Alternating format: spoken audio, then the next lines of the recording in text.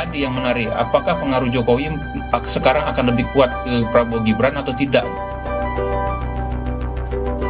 Publik itu menganggap ya bahwa itu mengendorse dua nama, yaitu Prabowo sama Ganjar. Nah itu dua itu yang apakah kita akan lihat? Jadi menarik sekali pemilu tahun 2024, katakanlah pemilunya para sutradara, pemilunya para kingmaker. Dari tiga calon ini sebetulnya bukan mereka langsung yang menentukan konstelasi suara. Nah di titik itu pun saya mau mengatakan pemilu tahun 2024 ini memang penentu besarnya itu Mega.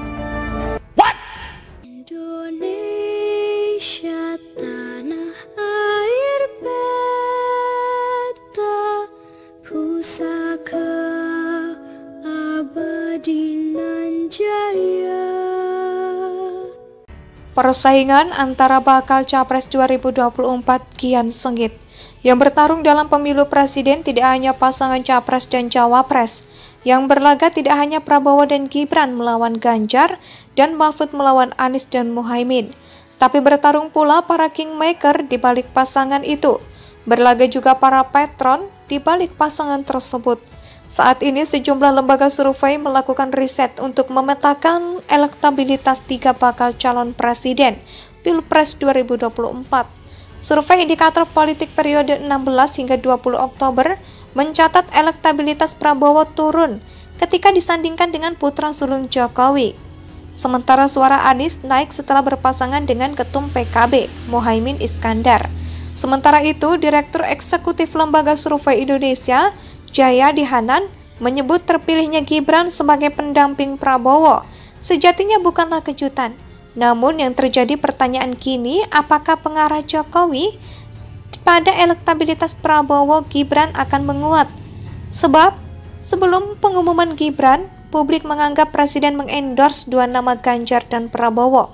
Pasca putusan MK soal syarat peserta Pilpres 16 Oktober kemarin, Lembaga Survei Indonesia dan Indikator Politik menggelar jajak pendapat simulasi tiga pasangan kandidat Pilpres 2024.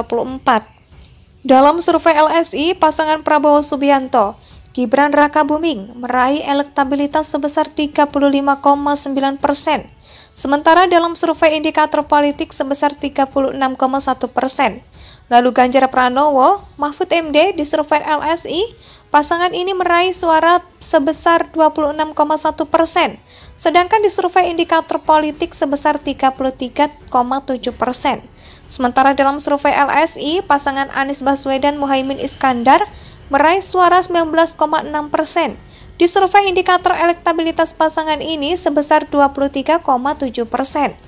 Nah, jika dikerucutkan, tiga paslon di atas tak luput dari kingmaker yang ada di belakangnya. Dikutip dari suarakita.id, ada 4 indikator yang dihitung yang relevan dengan opini publik. Indikator pertama, tingkat pengenalan. Seberapa luas tokoh itu dikenal publik? Megawati dikenal oleh 95% populasi Indonesia, sementara Jokowi dikenalnya oleh 98% populasi, sedikit di atas Megawati, dan Surya Paloh dikenalnya oleh 58% populasi.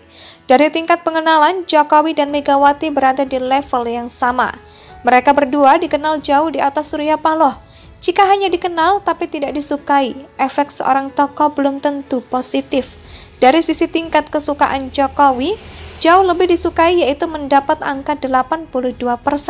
Unggul sangat telak dibandingkan kesukaan publik kepada Megawati dan Surya Paloh. Indikator selanjutnya adalah koalisi partai yang mereka kendalikan, yang memiliki kursi di parlemen. Maka Megawati mengendalikan 2 partai, PDIP dan P3. Sedangkan Jokowi mengendalikan 4 partai yang punya kursi di parlemen, yaitu Gerindra, Golkar, PAN, dan Demokrat. Sedangkan Surya Paloh mengelola 3 partai, Nasdem, PKB, dan PKS. Dari sisi jumlah partai di parlemen yang dikendalikan Jokowi juga lebih unggul. Tak selesai sampai di situ saja, kita juga melihat pengalaman bertarung sebagai kandidat itu penting. Megawati pernah ikut Pilpres 2 kali di tahun 2004 dan 2009, tapi dua-duanya Megawati kalah.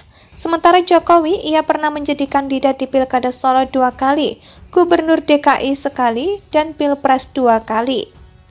Persaingan antara bakal Capres 2024 kian sengit. Yang bertarung dalam pemilu presiden tidak hanya pasangan Capres dan Cawapres. Yang berlaga tidak hanya Prabowo dan Gibran melawan Ganjar dan Mahfud melawan Anies dan Muhaimin. Tapi bertarung pula para kingmaker di balik pasangan itu. Berlaga juga para patron di balik pasangan tersebut. Saat ini sejumlah lembaga survei melakukan riset untuk memetakan elektabilitas 3 bakal calon presiden Pilpres 2024. Survei indikator politik periode 16 hingga 20 Oktober mencatat elektabilitas Prabowo turun ketika disandingkan dengan putra sulung Jokowi. Sementara suara Anies naik setelah berpasangan dengan ketum PKB, Muhaimin Iskandar. Sementara itu, Direktur Eksekutif Lembaga Survei Indonesia, Jayadi Hanan, menyebut terpilihnya Gibran sebagai pendamping Prabowo sejatinya bukanlah kejutan.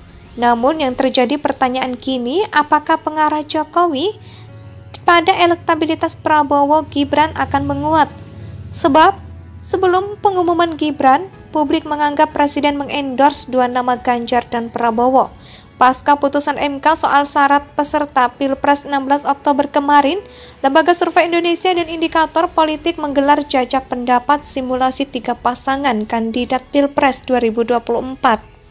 Dalam survei LSI, pasangan Prabowo Subianto, Gibran Rakabuming meraih elektabilitas sebesar 35,9%.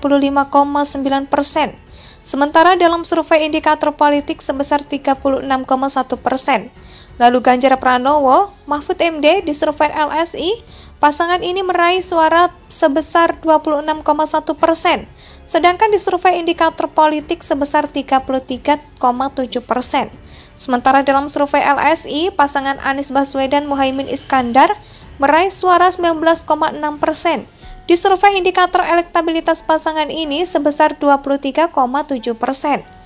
Nah, jika dikerucutkan, 3 paslon di atas tak luput dari kingmaker yang ada di belakangnya. Dikutip dari suarakita.id, ada 4 indikator yang dihitung yang relevan dengan opini publik. Indikator pertama, tingkat pengenalan. Seberapa luas tokoh itu dikenal publik? Megawati dikenal oleh 95% populasi Indonesia, sementara Jokowi dikenalnya oleh 98% populasi, sedikit di atas Megawati, dan Surya Paloh dikenalnya oleh 58% populasi.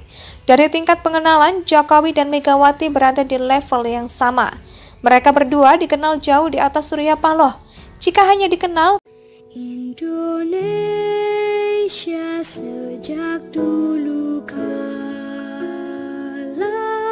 tetap dipuja-puja bangsa.